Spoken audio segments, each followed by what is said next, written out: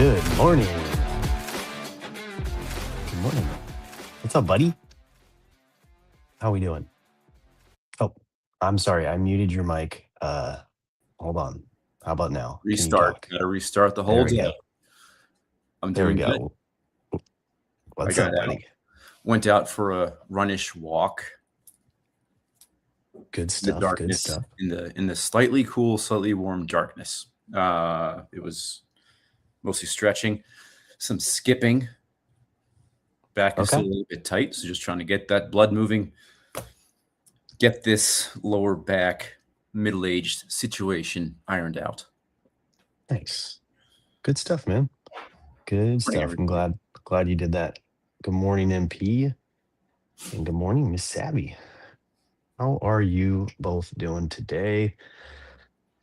Savvy, did you get the kids in school?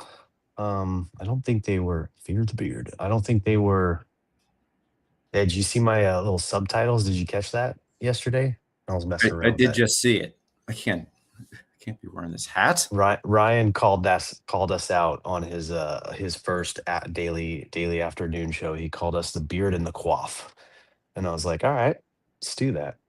Sounds like a great band name title. I can rock with that. Good morning, Dan. Guys, Ryan has done officially 2 days in a row on his daily afternoon show. He made his own intro screen. Guys, look, Daily Dads in the afternoon. He did it. Okay, so look, there's even a time committed, people. 4 p.m. I'm not gonna let this go all the way.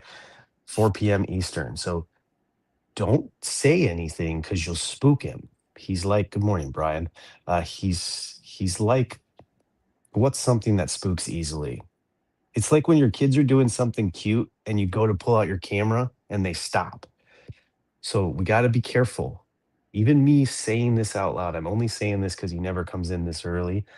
We just have to be careful, okay? Yeah, don't give him early acknowledgement. It will not encourage him. Yeah. But Yeah. check in for chapter 2 of Daily Dads every day at 4 p.m. There is a Brother replay Brian Turner. somewhere. There is a replay somewhere. I mean, maybe with him coming back into the fold and finding a way to do this, maybe he'll help us out with organizing the back end and the replays and stuff. Because I tried to go on YouTube this morning to play his, or yesterday to play his episode, and it's just not at the top. Like YouTube doesn't make sense to me. It's like it's not in order, and that drives me up the wall, and that's why I get over it. So I just go into StreamYard and watch. Like I have the back end usage where I can just watch it. It's right there on the top. It's the first video. It was the last one. Done. It's easy. Good morning, Dylan. What's up, Turner? Yeah, it is annoying. Even like when we're like setting up, when like every morning when I'm trying to set up, I also accidentally set up a second room. Then I saw that your room was made first, so you win. So I deleted my room. But even when it's like you got to set the room, you got to put in the descriptions and titles differently for each platform, and that drives me off the wall because Facebook doesn't show the title, but then everything else doesn't show a description. So it's just like a title. Gotcha. I don't know if you've noticed that. It's something that I like before Christmas break. I was like, I'm going to spend like half a day organizing the back end, and I didn't touch it the entire break. So I just do it on my screen. I just do it once. Like I put the title and then I put the description, and my assumption is that it copies and pastes throughout. And I'm looking at it right now, and it looks like it's on there for every show that has a description. So YouTube. I did. Facebook, well, Facebook. I did go in right before did? I entered and change that because I did see that you put those in. So I Look at customized this it for guy. each destination. Everybody's got to clean up my messes. It's just annoying. It's just annoying that it's 2025 and we have to do things manually. Yeah, for sure. 2026. Good morning, Dr. Feelgood. That's why we need to get you guys over to the Blaze stream. Everything auto saves on your channel, and with one click, you can restream to X, Twitch, and all major platforms. Plus, no bots. That sounds like a very bottish answer, MP. Replays are on Twitch too. They are okay. All right. I'm not very Twitch native, but Blaze maybe stream. What is it? that's cool. All right. Well, so yeah, everybody check out the Ryan replays. It is good to see him on the camera again, even if he is still bashing me about not reading and not discussing the reading, which is what we're here for. Um, but I think he mentioned it. It like it feels good to him to be back. Like he was feeling a little what was the word he used? He's feeling a Rusty. little bad. What? I said rusty. Rusty as far as like getting on. And No, he was saying, I think he was saying guilty. Like he was feeling guilty that he he like started this and then he had to go away and then he hasn't been able to come back, and when he comes back in the morning it's just nothing, it's not that something that he can sustain. So I think like him finding this time slot right before he picks his girls up from school, or one of his kids up from school, I think is giving him that like that good feeling back that he's been missing. And like he likes the show. He didn't leave for like because he didn't want to be here. Is more just a complete schedule change between him and his wife. yeah, he did talk about that. I think he was conflicted between that and also enjoying that, like, it's grown legs. This is, it's something Mm. that has gone on after him, so that's good. It didn't die when he couldn't do it. And I'm totally happy that we're able to carry this torch of dadship. And now we're just waiting for Blaze to start up Blaze at night. Blaze at night on Blaze. We'll work on that. Uh, My dog keeps stealing things and chewing on it. Digging through. all right, so we are at Thursday. How's your week been back at school? Couple days. How's it been? Smooth sailing. It's been good. Nice. Okay. I'm still. I talked a little bit about MP's little share out yesterday, building community first in a classroom before getting into the nuts and bolts, and that's carrying me a little bit today. Just keeping things low stakes, friendly, making sure that kids want to be in the room, be in the art studio, and comfortable making stuff. Yesterday, I gave them their first, so like ceramics. I love doing this at first. I give them a block of clay and I say that they can make anything. And the best way to learn about students in this particular situation is, what do they do with a block of clay? Some kids start smacking around. Some kids start smashing it down on a table. Some kids stare at it and have no idea what to do with it. Yeah. It's a really great way to not categorize, but it's like, oh, okay, this student might need some ideas. This student has ideas, but has two left hands. Mm-hmm. That kind of stuff. So it's going well. And then other classes got some names to learn. Yeah, it's good. Yeah. So do you have a whole new crop, like a whole new group of students in classes, or is it? Yeah, since I'm an elective, I have students who, they sign up to be in my class, which I enjoy. So it's not like kids are forced; they're not shoehorned into electives. Yeah. So they mostly want to be there, despite not wanting to come to school. And I have like a there's always like a crop of like returning students that they'll just take any art class ever. So that's fun. Okay. So Yeah. I was it's gonna like, ask, do you have advanced, like if they just go in art year after year, it's not the same class. So do you teach all the like the next classes too? Like the you mean do I different. do I teach it the same, Uh, no, I'm or saying like if your class is art and the electives art, and a student signs up year one, like for semester one, and they want to keep doing art, I don't assume they're signing up for the same class over and over again, where every single, every Oh, semester they're I just get getting a you. block of clay. Do you No, have it's some sort of advancement, or, advanced classes or different classes? Or yeah. is it not you? Is there another teacher? No, this is I am the visual arts and technology department. There's also Okay. a robotics class, but I don't do that. So I teach Thank you, all those Sveti. classes. So like the years broke up by quarters. Each quarter has different classes.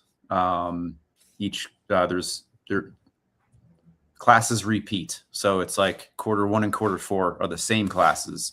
Quarter two and quarter three are the same classes, but I don't teach them differently. It's like, or sorry, I don't teach them the same. There's like the format's the same, but I don't teach I don't ever teach the same thing the same way, Hmm. mostly because I get bored with it unless I really, really enjoy it. So like, yeah, sixth grade, little more beginning. Seventh grade is intermediate. Eighth grade, so where I kind of push them a bit.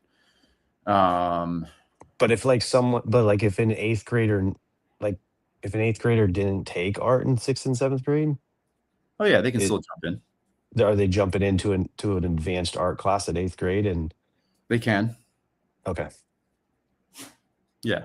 But it's like, I mean, I've had like really awesome advanced sixth graders who they make stuff all the time, yeah, and then I have eighth graders who their first time in my room is in eighth grade, and a little more scaffolding, getting them, hmm, maybe, the argument always is like, yeah, I can only draw stick figures. And I'm like, okay, we'll start with 6 stick figures. Then we'll make really hmm. awesome stick figures, Let's go. and then build from there. So That's yeah, my good jam. start. A little bit of gratitude today. Kristen, Do it. in fact, did save our lives and our house yesterday. Um, Yay! Good job, Kristen. The we nose knows. Yeah, we had a guy come last night to check the furnace, and the I don't know the part names of the parts, but basically the blower motor. He was really Okay. cool. He was like, I showed him the space, and I was like, "You need time? You don't need me to leave?" He's like, "No, stick around and watch." So it was great. So like I stuck around, got to see the inside of a furnace. Taken off the panels Yeah. before, but it's like there's so many like electrical hazard stickers. I'm like, well, seems if I touch this, I'm gonna die, so I don't touch any wire.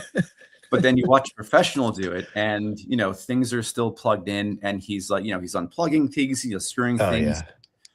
It was really, just a really cool reminder about the people who, this is what they specialize in, and they know ins and outs. And if for those of you who have seen a blower motor of a furnace, somehow a piece of like polyurethane, this really long stringy, it almost looks like a really long dried string of glue, got Okay. wound around the fan part. Mm. So he showed it to me. He started pulling it out. Uh, he gave it to me because like I started like using and I think I ended up using like a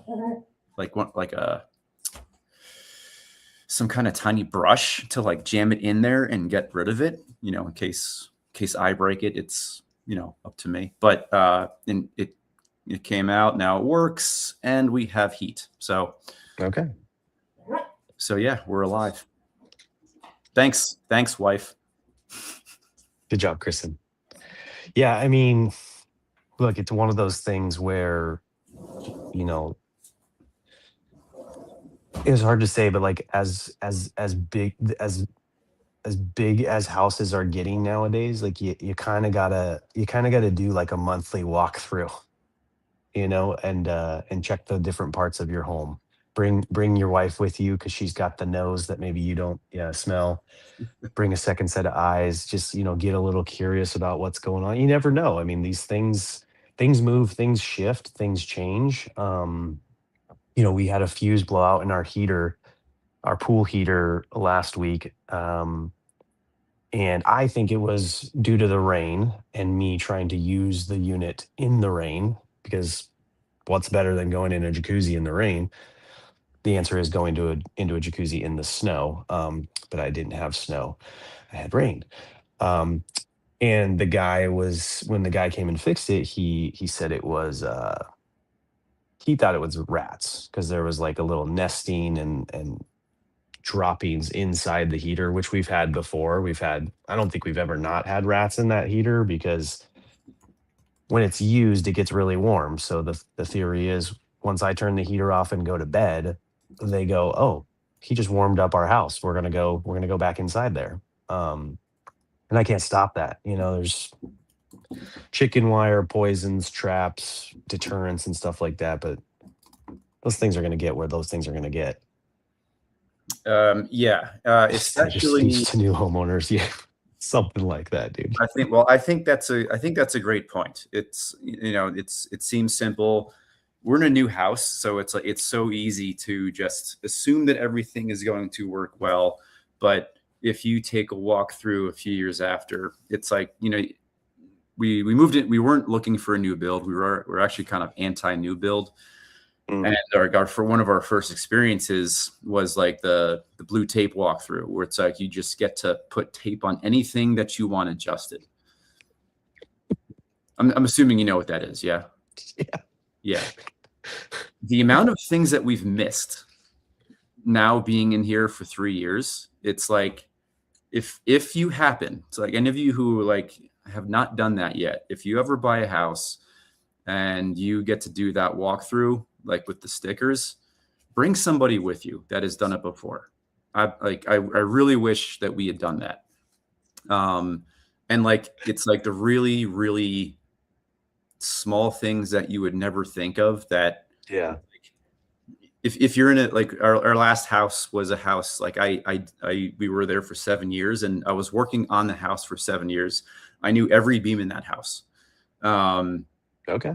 because I touched everything. I did most of the walls, didn't do electrical, didn't want to die.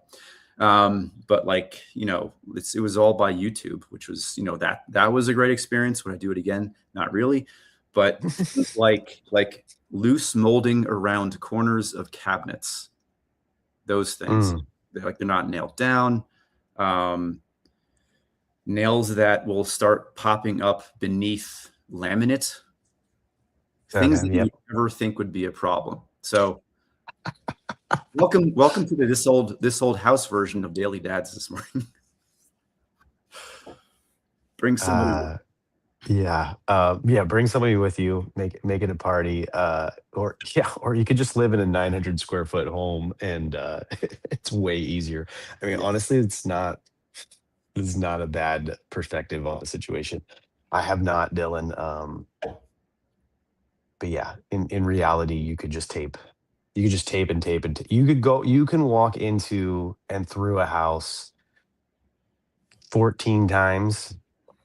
I mean, in reality, the whole first year of your life in the house, you're going to see you could see a new problem every single day. Like I have clients tell me all the time, they're like, I'm very thorough and I got everything. And then like 2 weeks later, I'm back and they're like, oh, hey, I just noticed this new thing. And I'm like, cool. It's not surprising to me. I try to make people wait as long as possible for that. It seems like I'm blowing them off. It seems like I just want to get out of there. Like, and part of me does. Like I just dealt with a lot to get this house move in ready for you and done. But in reality, what it is I need them to get out of that anxious state. I need them to move in. I need them to live. I need them to relax. I need them to enjoy their house.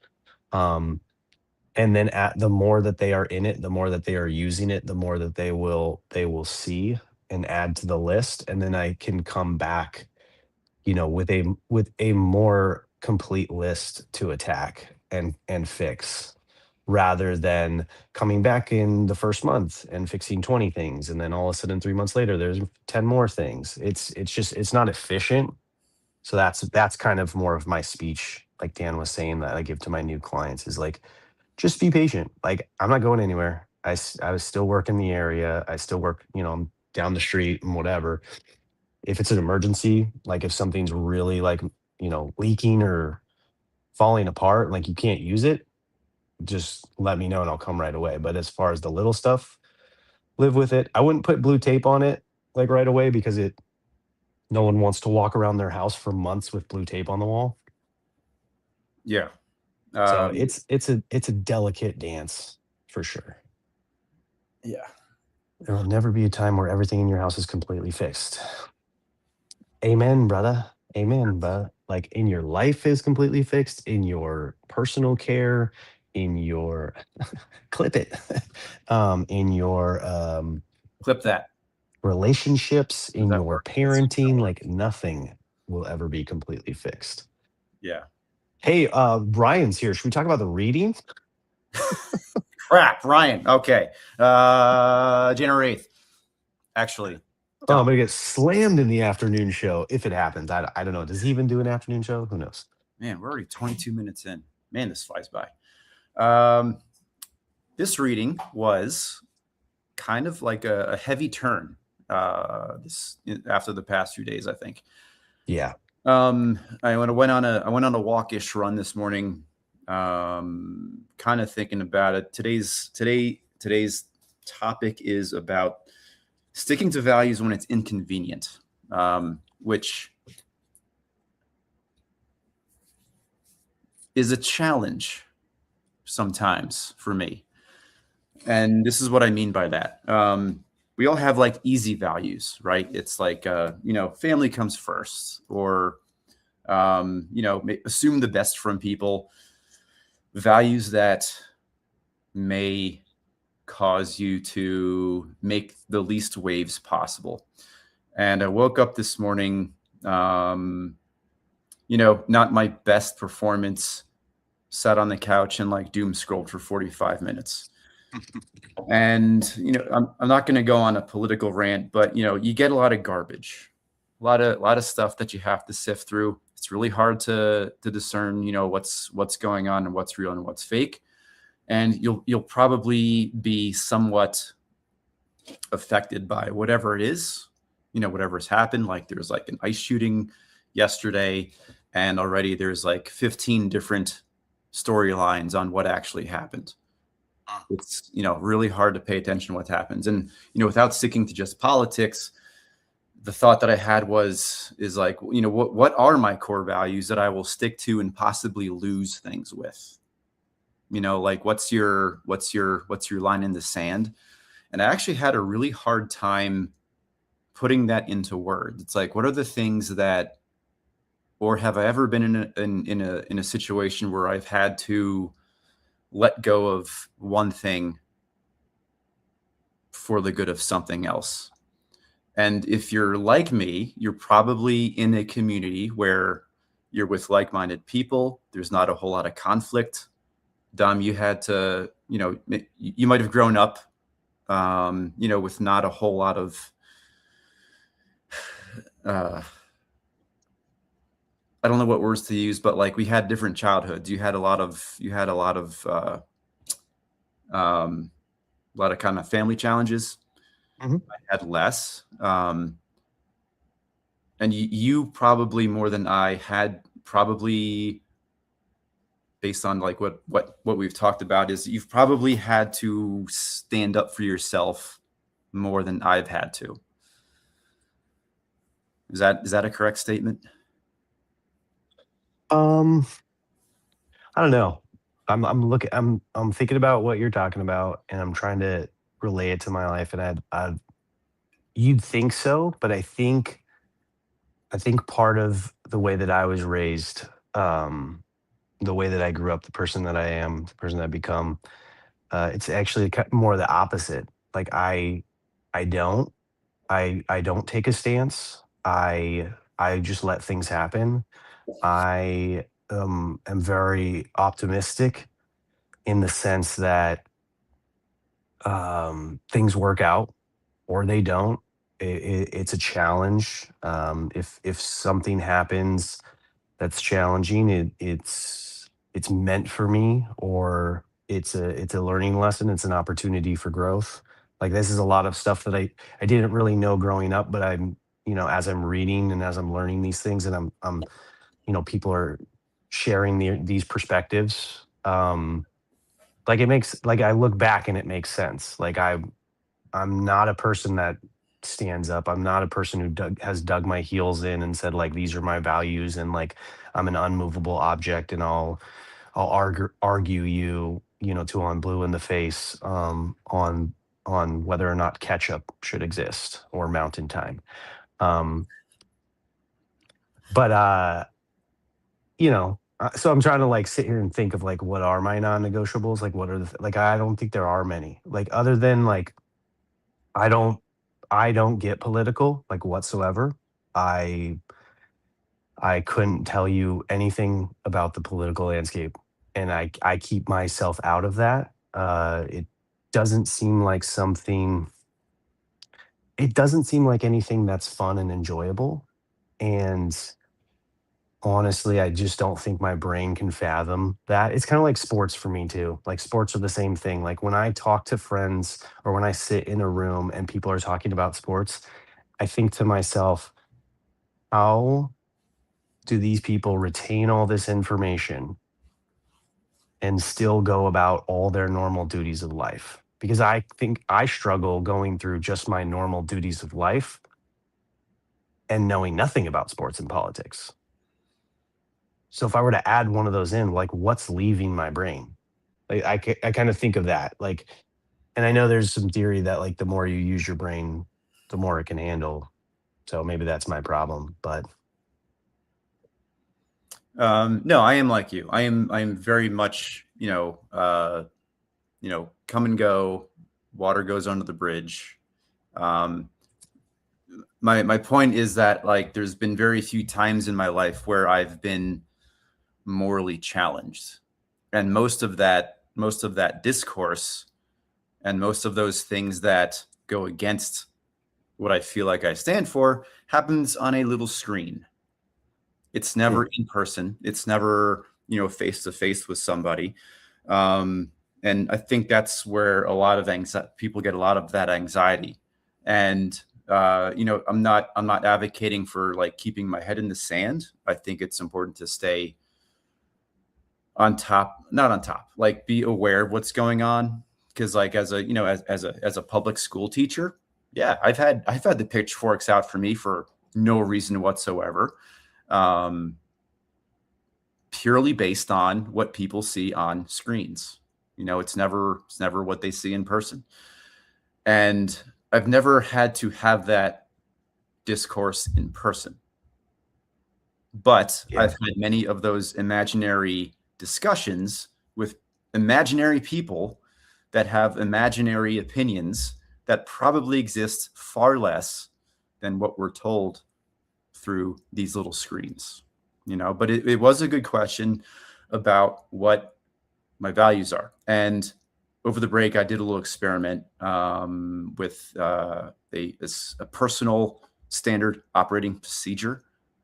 I okay, was, it was, I'll be totally upfront. I used ChatGPT and I was like, based on all my conversations, what would be my personal standard operating procedure? And I found this, I think it was like a Reddit thread where somebody did this. So I did the same thing and it did a good job of like putting into words what I generally feel like my life or my mm, values or my habits should be. And it did give me a better way of like just kind of defining the core values and where they're challenged. So it's much less about like what I just talked about, and it's more about like the things that you sacrifice for your family. So for example, um, like I've in the past few years since we've been doing this, I've prioritized mindfully my family time, and that's a good, possibly easy. oops, Oh, it's possibly like a low level. Um, it's not a challenged uh, value, but it's like when you're prioritizing family, what are you cutting out? You're cutting out possibly career advancement, or you're possibly uh, cutting off your personal time that sometimes you might think that is more important? Or when you put time or save time for yourself, what do I'm cutting off my availability for my kids and my wife. Yeah. So those Yep. are the things. It's kind of like a little daily chess game where it's like you're prioritizing how you conduct yourself. You know, it's not, you're not, just like a house is never going to be 100% perfect. Yourself, me, you're not going to be 100% all the times. Not all departments are going to be running at a 100% capacity all the time. There's a give and take, you know. Yes. So It's a balance. yeah, it was a really good question this morning. I appreciate this page. Good. Kind of where Awesome. Ryan had to figure out, he had to sacrifice the morning and the thing that he started to Hmm. spend more time with family, and he did it. Even though he's perfect And then he as a found middle child. his afternoon slot when everybody's at work. Yeah. Yep. I know. If he's on today, I might be able to squeeze in there. Um, Clip it. Dom said it. Where these when we say clip that, where do they show up? So after we close the show, there's a pop-up that says, and I've been clicking it lately, but it says use the AI to generate clips for you. So I've been clicking it. So then I'll get an email half an hour later that says your clips are ready. And so it hasn't been that like I've looked at them in the past and they weren't that great. Maybe the AI is better now, but if you I like say the phrase clip it, then that will uh show up later. help. All right. Well, we'll see what happens. Dom, any last thoughts on that? I gotta jump off in a few moments. No, I'm good. I'm good. We got tomorrow. Tomorrow's Friday. I did invite David. He reached out to me and texted me, so I'll reach out to him again. But we might have David on with us tomorrow. Anyone else, if you ever want to come on, just shoot me a DM or text me. If you don't have my phone number, there's a reason for that. Um, I'm just kidding, dude. I love you all. But thank you for coming by, stopping by, hanging out with us. I'm excited that tomorrow's Friday because I don't have to be here at work. I can be with my family. I heard Dom is going to do 50 push-ups today. Sure, let's do that. Um, Always, man. I'll do them if you do them. Can we just jump on a FaceTime together and we'll do them? We'll do them a little later today together, buddy. I'll do 50 push-ups in a row. Who wants to join our Facebook push-up club today? We'll do them while Ryan's on live. Just kidding. I'll be in the car while that's happening. But yeah, Yeah, but you everybody, can do push-ups in a Tesla in the back seat. in theory, but no. They're very much the AI of the car is very much keep your eyes forward and on the road, not be in the back seat doing push-ups. Dylan's invited to the Tesla backseat push-up contest. Oh man. But thank you guys. Well, we'll see we'll see y'all tomorrow. See everybody. Have a great day. Well, I'm not ready yet. There we go. Got it. Thank you guys. Bye-bye. Great day. Music. Love you.